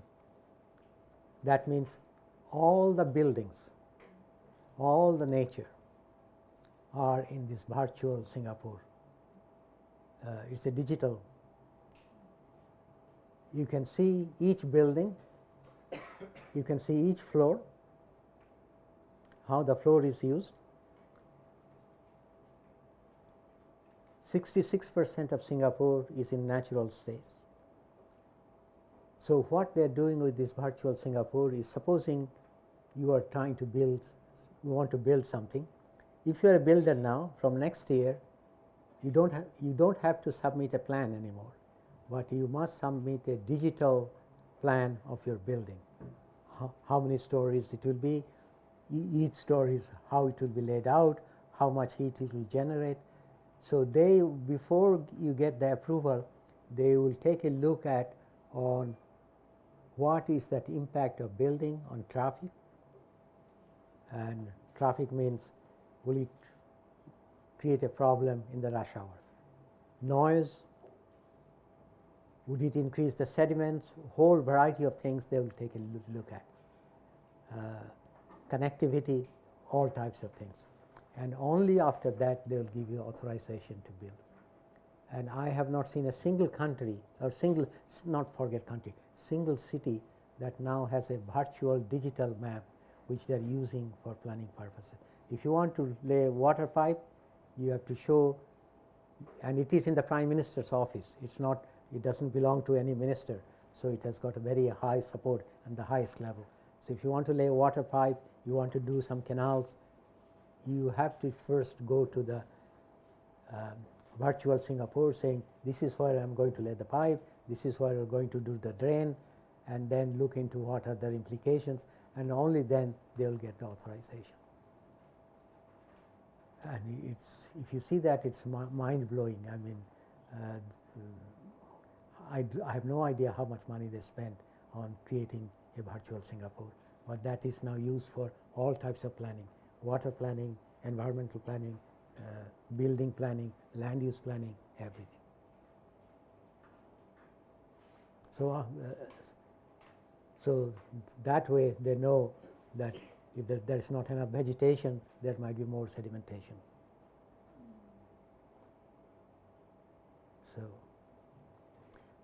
So it's absolutely amazing what they have done. And the land use planning is very strict. If you don't, if this building is supposed to come in 2030, you cannot build before 2030. Okay, so they know 2030 this building will come up. What will be the traffic because of that? And 2025 another building. So everything is planned very, very carefully. And that, I'm afraid, we can't do that in India. It's going to be very difficult. So this is what I'm saying. In Singapore, we can learn a lot of things, but they are going ahead much, much faster than any other country. Okay. Is there any restriction to area? I mean, area of the building? Is there any restriction of that? There are very strict restriction. How much area you can build, how much area has to be left, garden, park, very strict restrictions. So if, as a developer, you get a plot of land, they'll tell you what ratio of the land you can build. The rest, very strict restriction, again, whether how many trees you will be planting there, everything, very strict restrictions. Whether it will be a park or land or a public use, very strict. If you don't do that and you don't assure it, you don't get the authorization. So all the buildings you will go, the big tall buildings, 50, 60 stories, because they have decided almost 66% of Singapore will stay in the natural state. So only way you can do is to go high, go high. So all the buildings again, they do. Will it affect the rush hour traffic? And I was telling some of you, they take some very tough decisions. I was telling some of you yesterday, from January from this January to last January, no car could be sold in Singapore. No new car could be sold in Singapore because traffic is already too much. Yeah. So there's a lot of restrictions, and their thesis is there has to be some restrictions for common good. And if you buy a car, it's the only country in the whole world. You cannot go to a showroom. If you have the money, you buy the car. Okay? Every year, only certain number of cars can be sold. And small cars, medium-sized cars, big cars, sports cars. Those numbers are clearly given. So you want to buy a car, he wants to buy a car. Okay? So you bid against him. Say, I'm going to give $70,000 to buy the car. Forget that, that's not the car price. Just the authorization to buy a car, what they call COE, Certificate of Entitlement to Buy a Car, COE. So you bid against all your fellow Singaporeans that you want to buy a car, and one who makes the highest bid gets to buy the car. So if the car's price is $25,000 now, $25,000 US dollar, you have to pay between $70,000 to $100,000 to have the authorization to buy the car. And that's the only way they can reduce the traffic. So they have some strict rules, as Lee Kuan Yew said, that they're fortunate enough to put all these restrictions 20 years ago when very few people had cars. So now, if they had to start now, it would be almost impossible to get all these draconian measures to be accepted by the public. So everybody accepts it, that you have to pay a certificate of entitlement. If I go from my home, when I go on Saturday from the airport to my home in Singapore, my taxi fare will be probably $20 Sing dollars, okay? But I have to pay $10 for using the road, okay? So there are tolls, gantries, every places, and that price changes with time. Rush hours, higher price, middle of the night, very low price, okay? So depending on the traffic. If you go to the center of that, price is always high, because they don't want very many cars in the central district. So there's a lot of things they did long time ago which would be difficult to do at this time. And even China is doing now. China in Beijing now, the government has restricted number of cars that could be sold for many, many years. And except slightly different in China, in Singapore, you have to bid and you have to give the government the money, okay? Chinese, pure lottery, pure lottery. You want to buy a car in Beijing, you put your name, next year you might be lucky. I have friends whose children, one is complaining his son has been trying to buy a car for 6 years. His name hasn't come up. Another guy said, my son just went, and next day he got his car, but he was lucky enough his name to be picked up by the lottery. But the number of cars is strictly controlled because of pollution. The same with the water pollution. China has the same problem as in India. Too much industrialization, not enough domestic, except it's a very autocratic country. So what Xi Jinping, the current president, did is they've said he has declared what he called a war on pollution. War on pollution. And what he has done is, both for air and water and soil pollution, very strict regulations for municipalities, industries, everything else that pollutes air, water and soil. They have to reduce their pollution. And what also he has done, very interestingly, all the heads, say mayor of Beijing or mayor of Shanghai, they are very powerful people. But Beijing's mayor is under strict instruction that your air pollution has to go and water pollution has to go down this year by this amount. So they have strict. If you don't do that, next year you are not the mayor. Very simple. Not only you are not the mayor, if your people are not performing properly, you as a mayor and all your functionaries go to jail. You can't go to the court. You can go to the court, but the court will decide in 1 week you are guilty. Okay?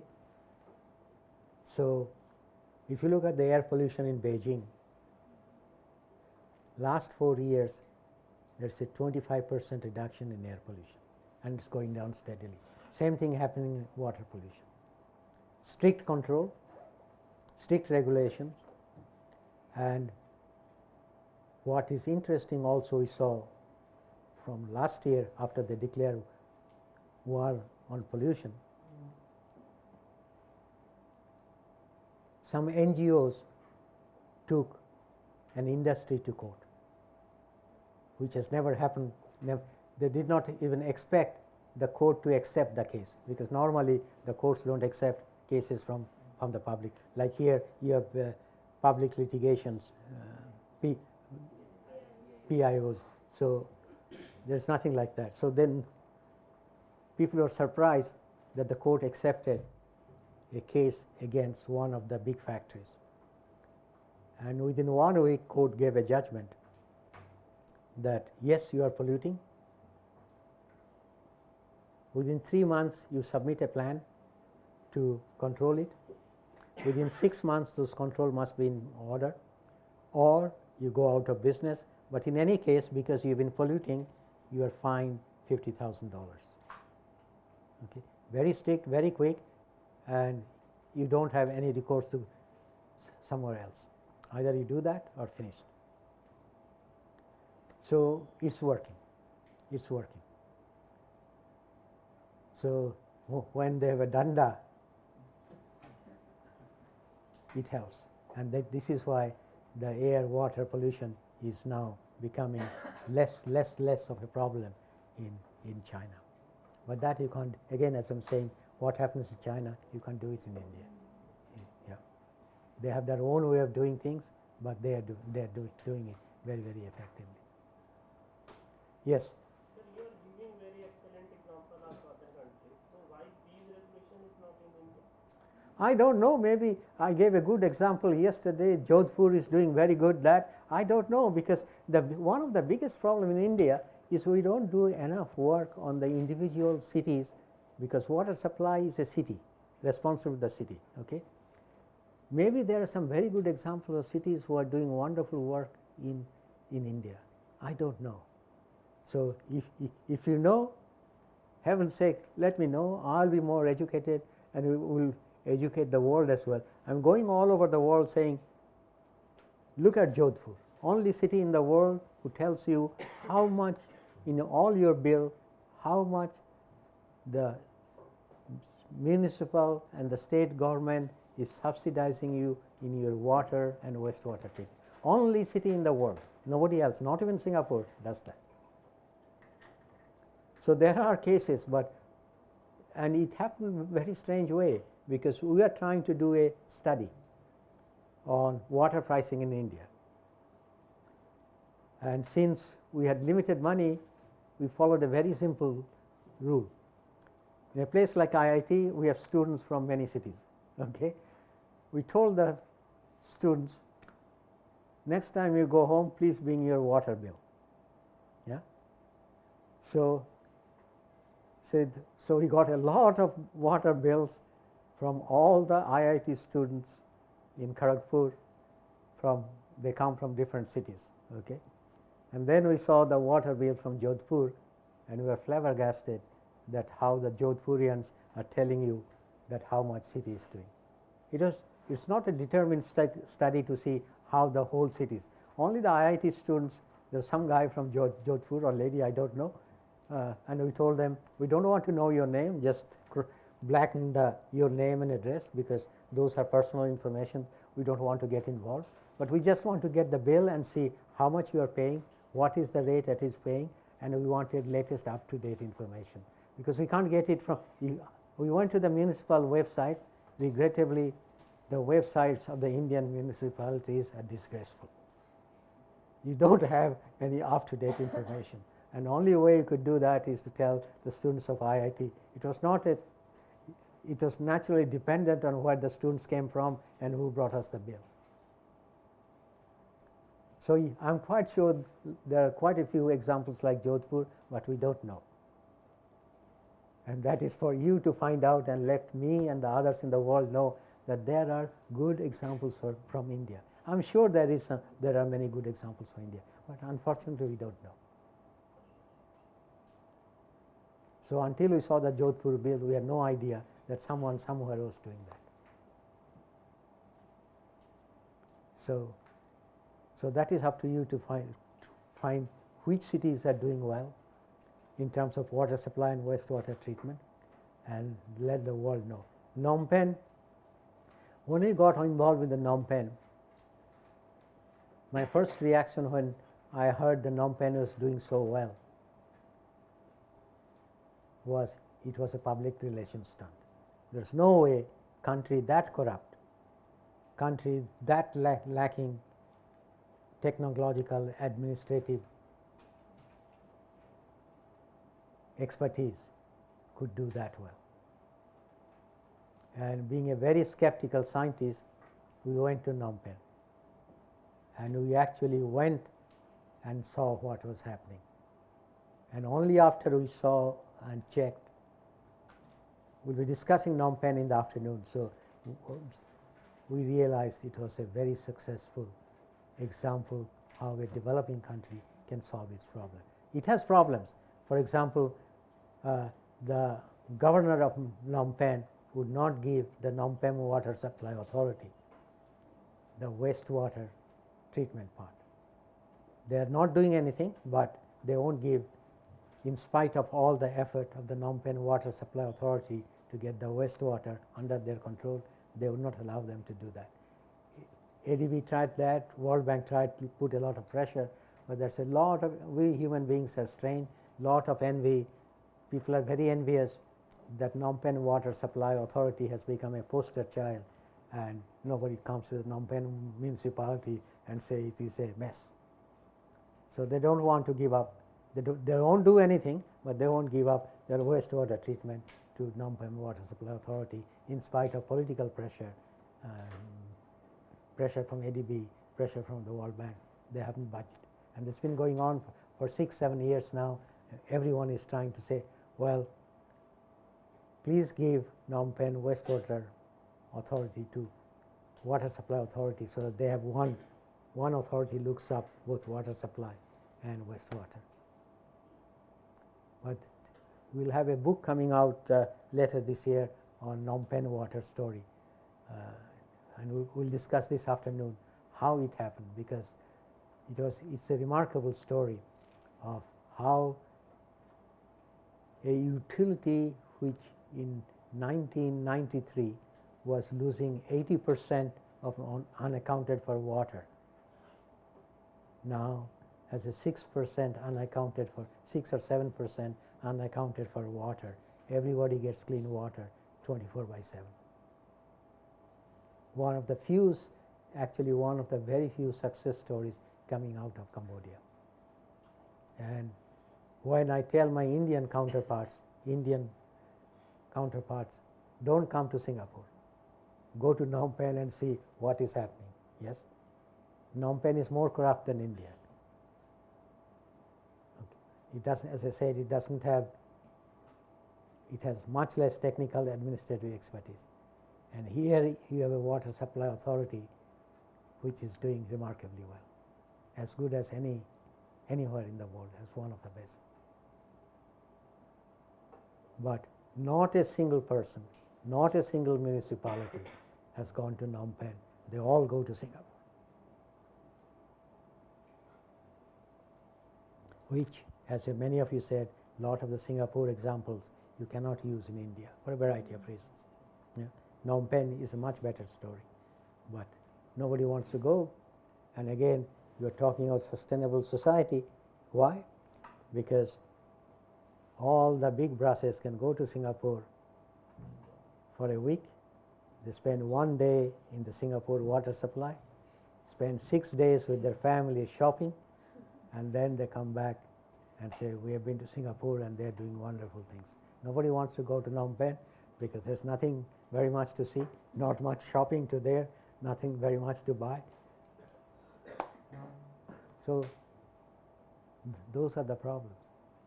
So how are you going to have a sustainable society in India when people really do not want for a solution? They do what is most convenient and attractive to them. The same thing with the ministers, chief ministers, others come to Singapore. They don't go to any other places. So those are the problems. So we'll call it a day, and this afternoon we will discuss. I think we have answered all the questions. So few questions left. Few questions left still. Actually, I have gone through your 2 papers. She was talking about the IWRL into the water. So I want to throw some light on that one topic. Another was in Singapore. I came to know the SWG, Smart Water Grid. If it would be, I mean, this is another which I thought of to get an insight from your side. Then what is it? Smart water grid in Singapore. In Singapore. Then if we could able to get some insight on distribution system or distribution management technically, then again it would be better. Or one more thing is as you are discussing the Singapore model, I mean, as we are also hearing from last 3-4 days, but we could not know the technicality how that works. Singapore model, water supply model, is good, but how technically it is working. What do you mean by technically? I mean to say, for example, if we are saying water, they are doing the wastewater management, wastewater treatment. It is okay if they are doing. How they are doing that is different. I mean, our guide or our supervisor or any people, they can raise the question on us how they are doing. Whether it is on a local level, on a household level, or on a city level, or on a the wastewater collection. So that is no, it's a centralized treatment. Centralized treatment. All the wastewater, except for the industrial wastewater. Industrial wastewater, you have to handle it separately, and before you can discharge to the sewers, that should be of certain characteristics. Okay. All the sewers go straight to the treatment plant. All the domestic sewer, and that is then treated by RO, ozonation, everything else, and so the process is comparatively simple.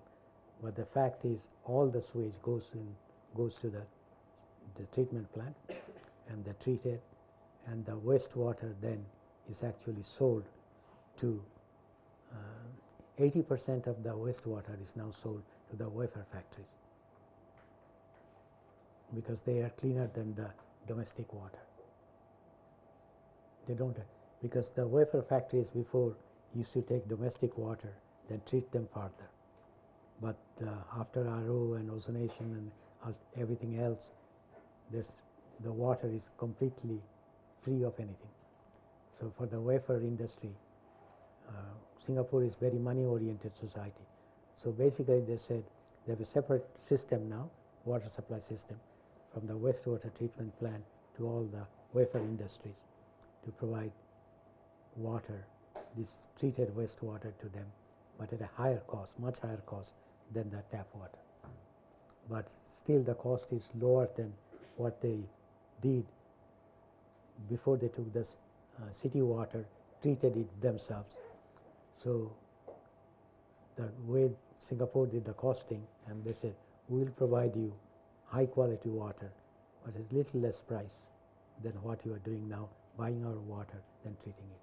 So basically very simple process. Technologically it's a very simple process, but the management wise it's very, very significant. So one more is, can we do any intervention at the source level to enhance the efficiency of water? Source level means? From where that water comes, I mean, surface water we can talk about, or at the resource level I'm talking to, where can we enhance the efficiency so that we get more? Yes.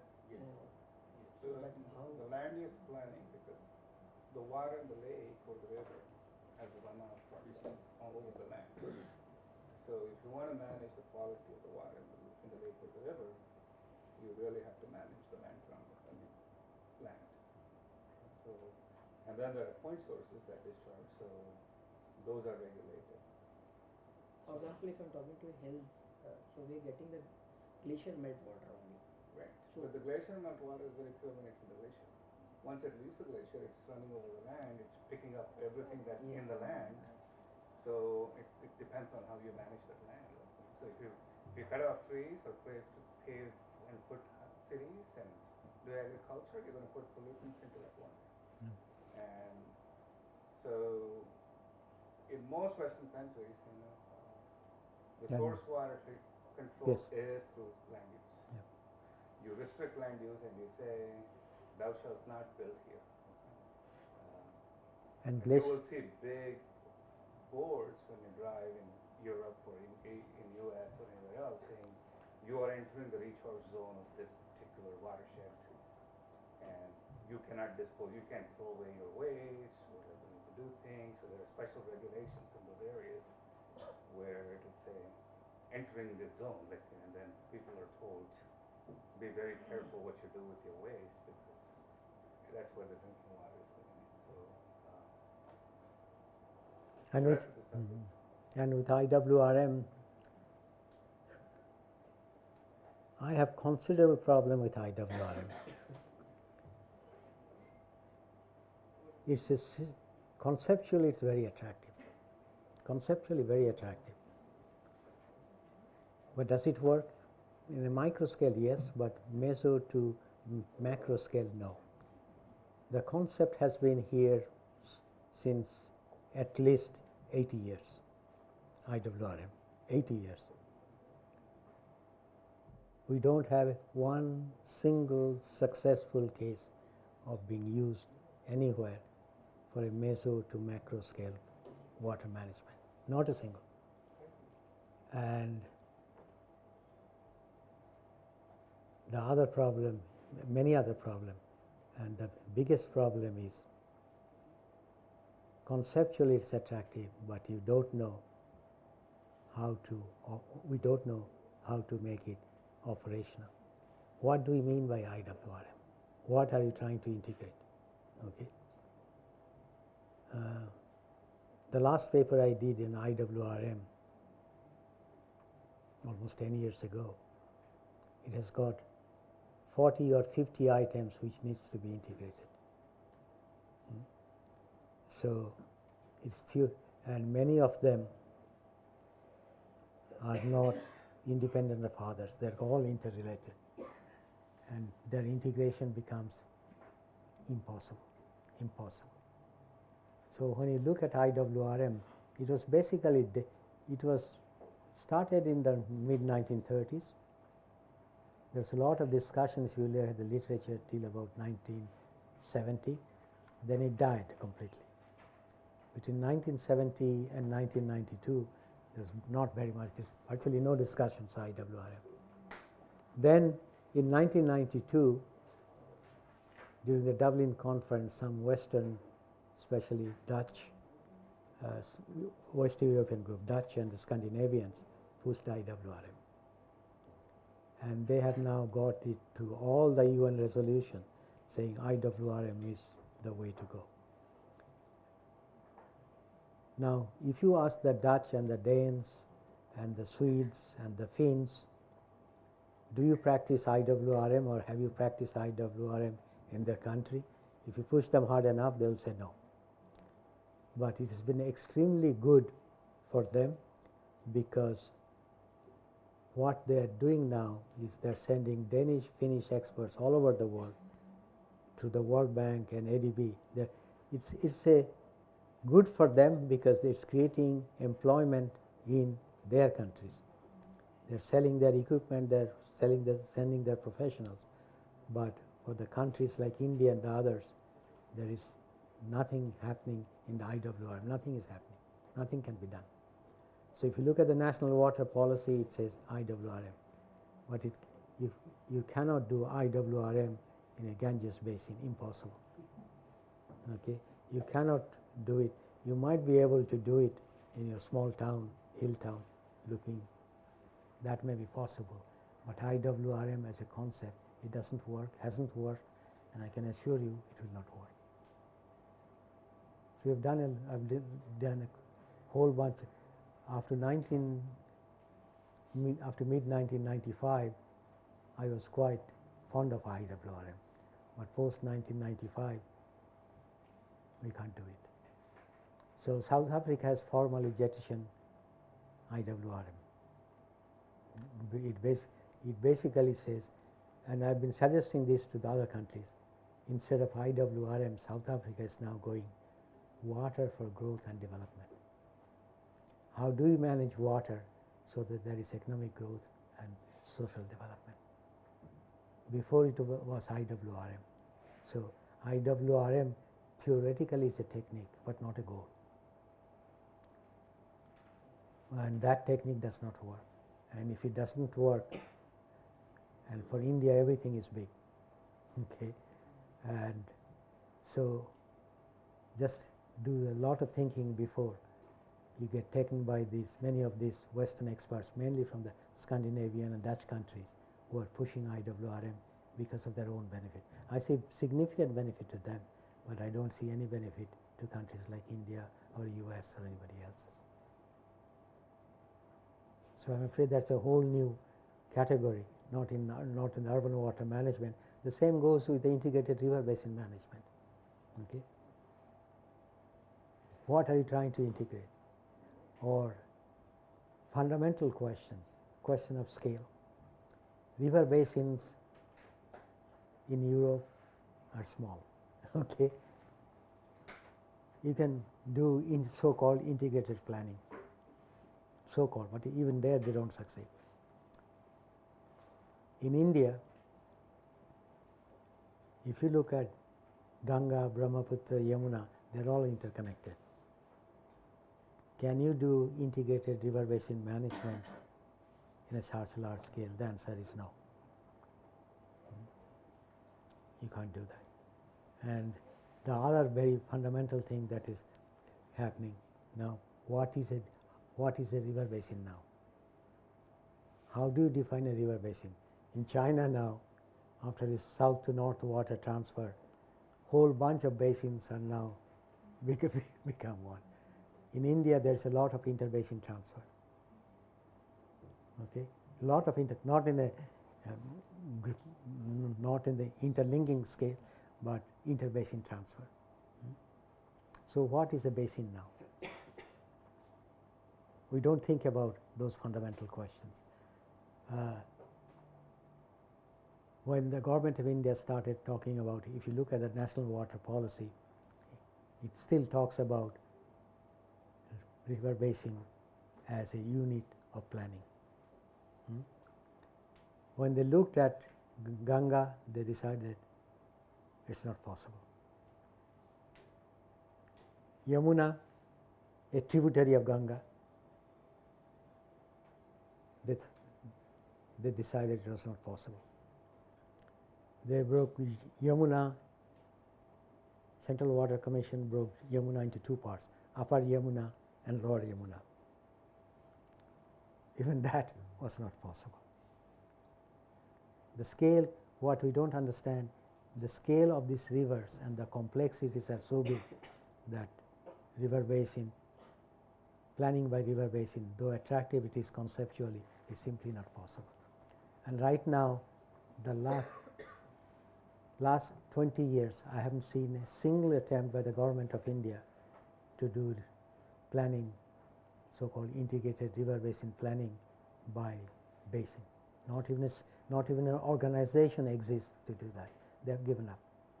On the surface, they give still lip service. 2012 National Water Policy still talks about planning on a river basin, but nothing is happening, nothing has happened. So those are some of the things we have to say, that just because it came from the Europe. US doesn't do any river basin planning. Canada doesn't do any river basin planning, so-called integrated river basin planning. Just because some of the European countries, only one that has been successful is the Seine Normandy, and the French have been pushing integrated river basin planning. And the Seine Normandy is successful because it's basically a small river, okay? And for whatever reason, the French Assembly gave the authorization to the Seine Normandy river basin to collect taxes.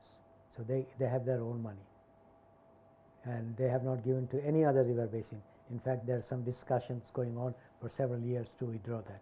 So if you take out the taxation power from the Seine Normandy river basin, and also that's in India, the main problem is the shortage of water. Main concern is the shortage of water. In Europe, it's not the shortage of water, it's the water quality. So Seine Normandy, the whole thing is based on managing water quality and finding people and getting the money for management. That will not work in India. So this is why I'm saying that all this concept, take a look who is behind it, what is their motive, and why they are doing it, and is it applicable to India. The same question we talked about, what's happening in Singapore, can it be applied in India? Some lessons yes, but most of it no. Okay. This technical question, I'll answer this. In most of the river in India having heavy sediment load, particularly in the monsoon, if that all load will go to treatment plant, you require huge amount of the chemical in the flocculation chamber, and the huge amount of